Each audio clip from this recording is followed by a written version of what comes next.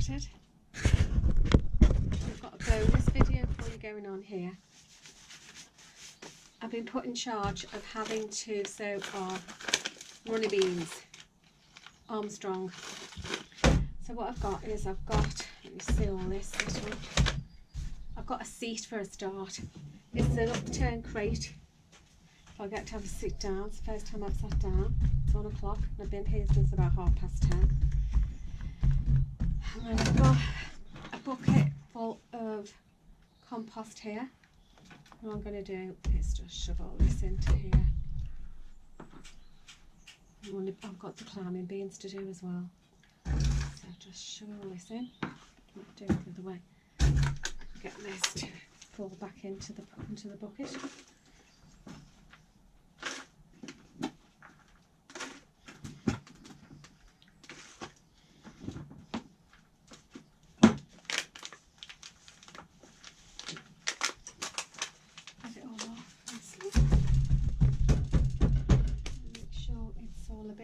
Straight.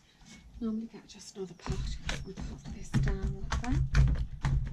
Make it nice and firm. Let's see if you need any more compost there.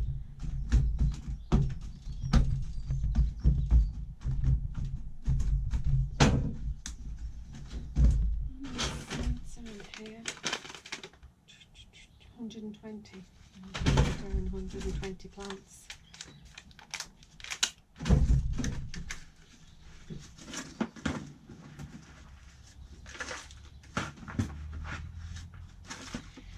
Currently 70 degrees in this greenhouse at the moment. It wasn't when I came in this morning, but I'm feeling a bit hot in this fleece at the minute, this big scarf. But do you know what, it's nice. It's going to be about 10 degrees tomorrow, so really just soak it up.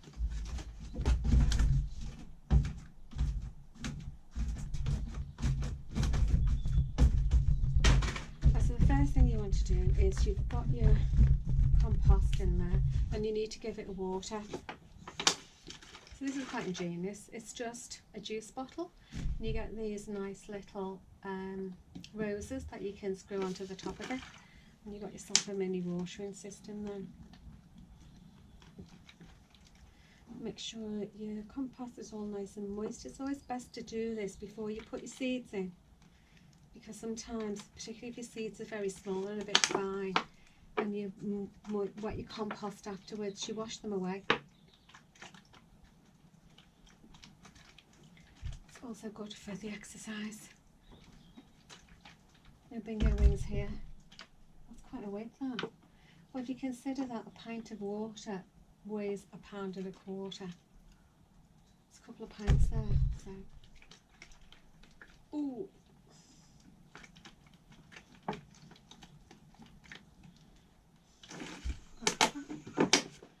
And what we do is just make a hole, nothing fancy, just going to use the end of this knife and make a hole in each of these little sections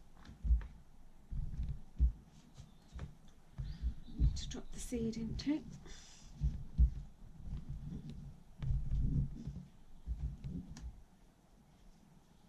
And get your seeds out. This seed is called Armstrong. I'm not sure if we've done this before. Or we might just alternate them. All you need to do is just push it down and cover it up. I'm going to show you something as well. I'm not a big fan of runny beans. You've got to pick them whilst they're still small. That's no good. Otherwise they get a bit leggy, a bit long, and they get a bit tough. So what I tend to do is 12 runner plants enough for us, Rodney? 12 runner plants.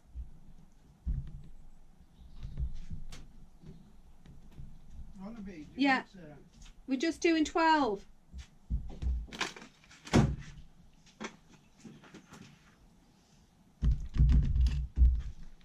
Are we just doing 12 of these runners? 12 would be enough, but you won't get 12. How many seeds in the pack is? 35. We don't have them 35 runner plants. Should we, how many do you want me to do? Well,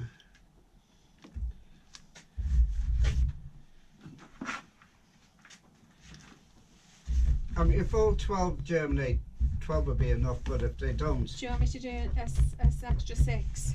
yeah, see You if always give I've them got away. a small one there with 6 on. Okay. And the French climbing bees, they're better to eat in stores. I know, I prefer those, so I'm doing So 24. 20, yeah.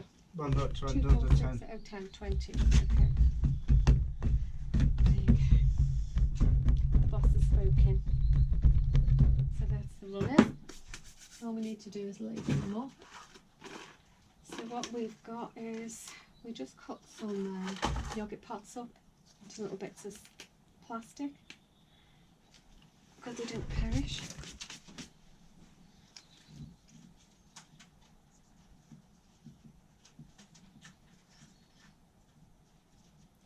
Just know what it is, put today's date on. What's the date today? 27th of March. Excuse you. Excuse me, that's a 6 one. Okay. And there's the runners. Now the other thing about runner beans is I am actually going to give these another little bit of water because they're not going to go anywhere. They're quite embedded within their cells. And that compost is new compost that we just got out of a bag and it's really quite dry. So they will go underneath propagator to keep warm, particularly as it's going to be a bit cool next few days. The runner beans, if you don't fancy eating them whilst they are a bit tough, then I very often tend to just leave them to stay on the plant, and then by the end of the season they're completely gone to seed. And what you end up with is these things here. I'm sure if you can see these beans. These are the seeds of the runner beans that we've let go to seed, and they are a bit like, they're not a kidney bean, but they are a bit like a kidney bean.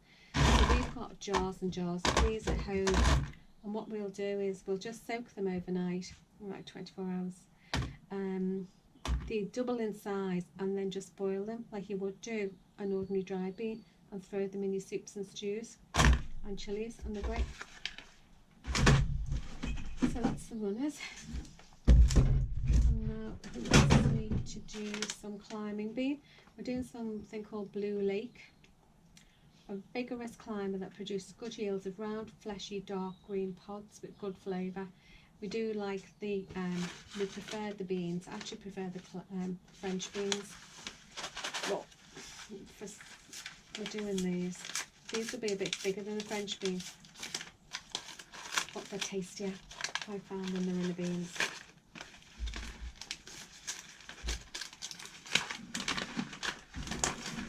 Loads of seeds. So that's what they look like, that tiny things. There's my knife. Just going to make a hole. Don't mind sowing more of these, which is why we're doing 20.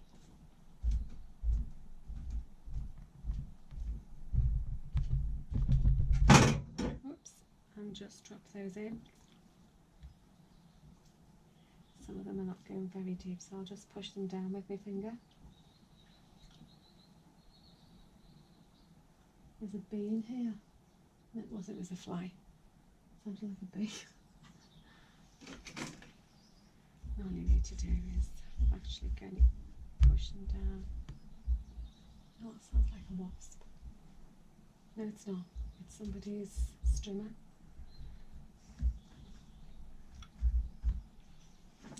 Let's get a little bit more of this. It's probably a bit quick with my hand.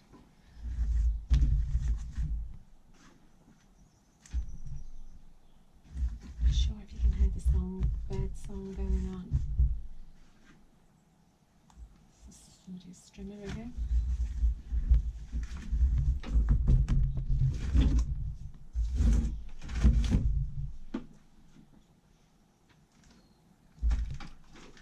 I didn't fill these cells up very well, so I can afford to put a bit more soil on top of them, or compost.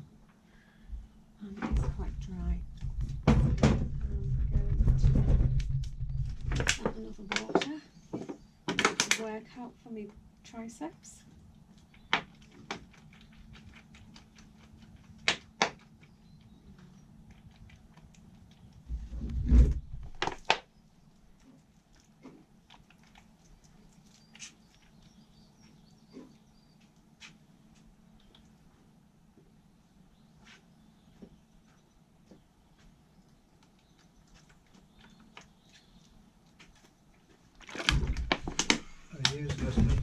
No, finish with that.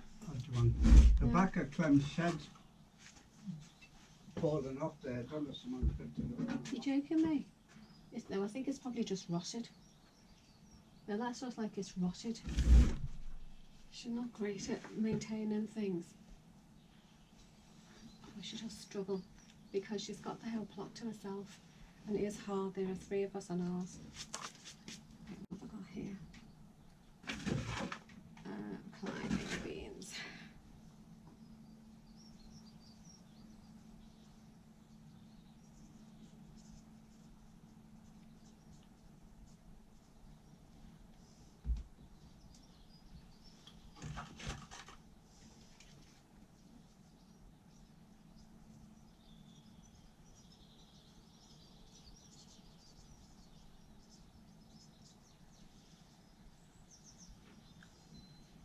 And that's them done.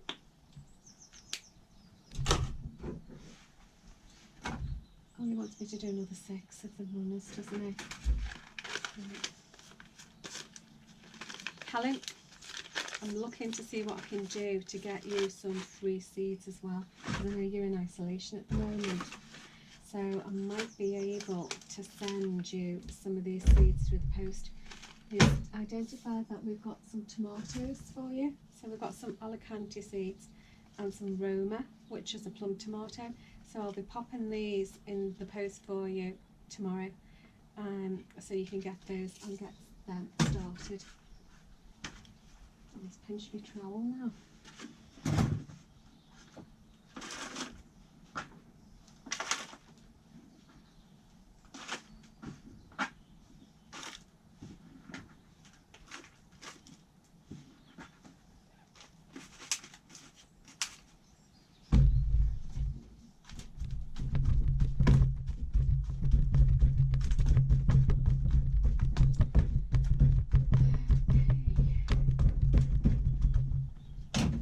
Is you always get to do a few more seeds than you think you need, because first of all you can't guarantee the quality of your seeds.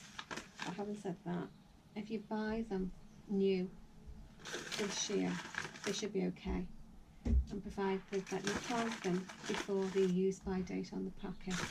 But then again, some of them just don't germinate. And then the other thing that happens is if you do get 100% germination from them, oh, I forgot to water that. If you do get 100% germination from your seeds, you might get to put them out. And if you put them out and a frost comes, or pigeon comes and eats it, or fox comes and digs it up, and that's your plant gone. So we always have a few extra plants in the background, just to be able to replace anything that's died or been dug up.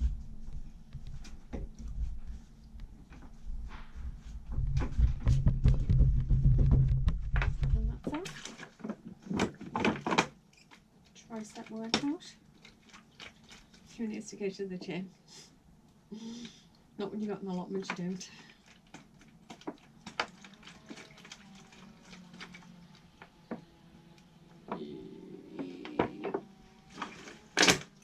And that's it. What I need to do now is to make sure I mark these up.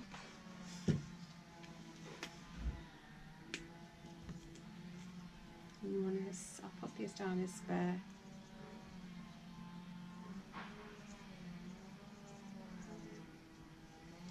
And if they do all germinate, they don't get eaten or they don't get dug up or they don't die of frostbite, then we just give these extra plants away. We normally have a plant swap in April, but for obvious reasons, in the compost, that's not going to happen. So if we do get to see anybody around the place, we just give them away to them. 27th. And that's it. All done. And all I've got to do now is tidy up the mess I've made. And Jacqu's good.